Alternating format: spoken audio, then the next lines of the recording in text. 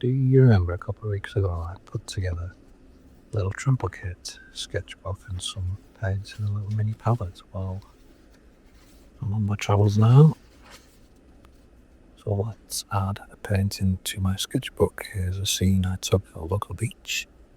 The colours are a bit off on that screen. It couldn't capture the bright oranges of sunset. Anyway, here we go. I'm wetting the paper. This is 200 GSM. And I am putting quite a lot of water on, as you can see. We'll see how it handles that. Nice soft brush there. It's about 3/4 of an inch maybe.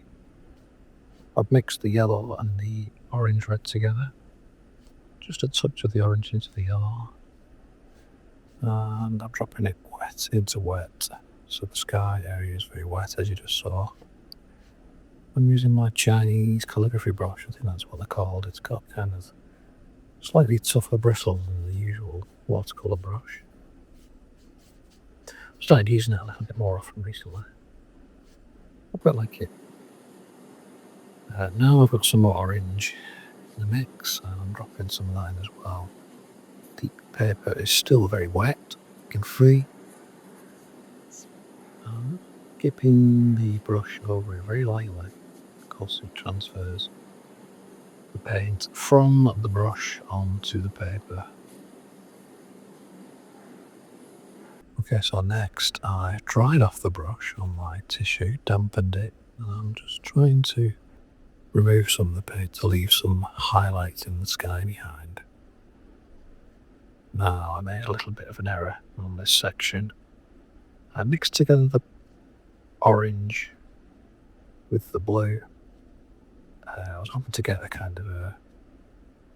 It's not orange, it's supposed to be red. Red and blue makes purple, right? But it doesn't unless you use a crimson. So I made a bit of an error there. I used the wrong word. I should have used the cool crimson with the blue to make a purple rather than the warm orange, because warm orange and blue makes brown. So yeah, a little bit of colour theory. Basically, use pink rather than red if you're trying to mix purple.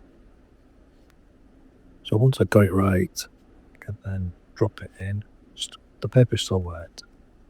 And finally trying to lift out some more highlights. As you can see, the paper's still wet. I've switched to the round synthetic there. So now this is after a little pause and the painting's dried. I don't have any tape with me, any masking tape. So to try to get a straight horizon line, I'm improvising with this little plastic ruler. The colour of the sea is the blue mixed with the orange red, which, as we saw just, makes a kind of murky colour, which is ideal for dark without using the Payne's grey. And now I'm skipping the brush across, kind of holding the brush parallel to the paper, dry brushing. So ironically, if you want to paint a surface of water with sparkling lights on, you use a very dry brush. So the paint on the brush is very dry and the paper is completely dry. I've added a little bit of blue into the mix. I'm repeating the process. Paint is dry and the paper's dry, and I'm just flicking it across. Just trying to fill in the gap there. That's one of the problems you have with the book, of course.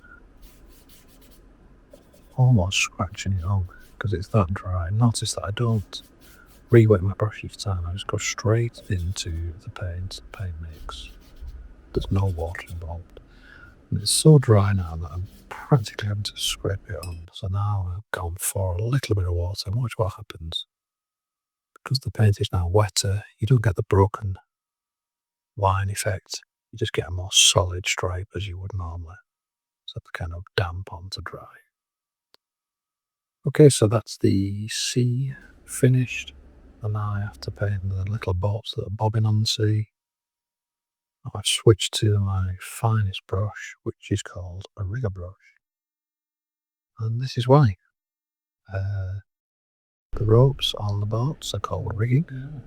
And this is why these brushes were designed to paint the rigging of sailboats.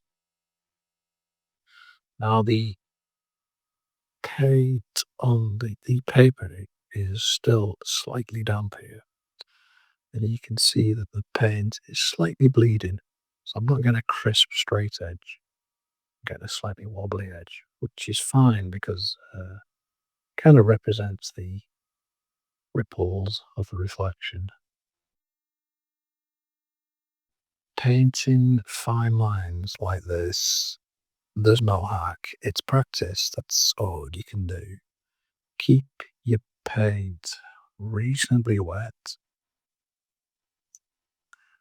and try to keep your strokes uh, confident and one or two strokes per line. If you try to paint a fine line very slowly, you'll probably get more wobbles than if you try to paint it quite quickly.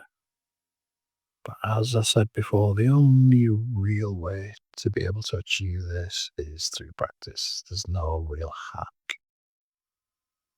So now I'm painting the canopy, which shades the boatman from the fierce sun. Thought that was a bit dark. Just dabbing it over with a tissue. It's left the imprint of the tissue on it, but that's fine. I don't mind that. Now let's go on to some rigging. So each line, kind of, you just have to do one stroke if you can. Keep it very light.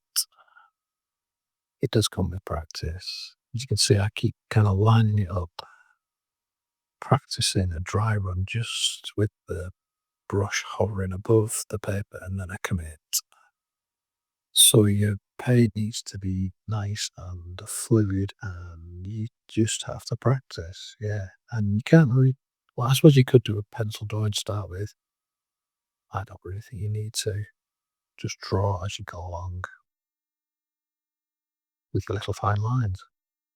Okay, there we are. Finished. Quite happy with that. I like the way the clouds have come out. There's a little bit of light peeping out from behind them from the lifting out.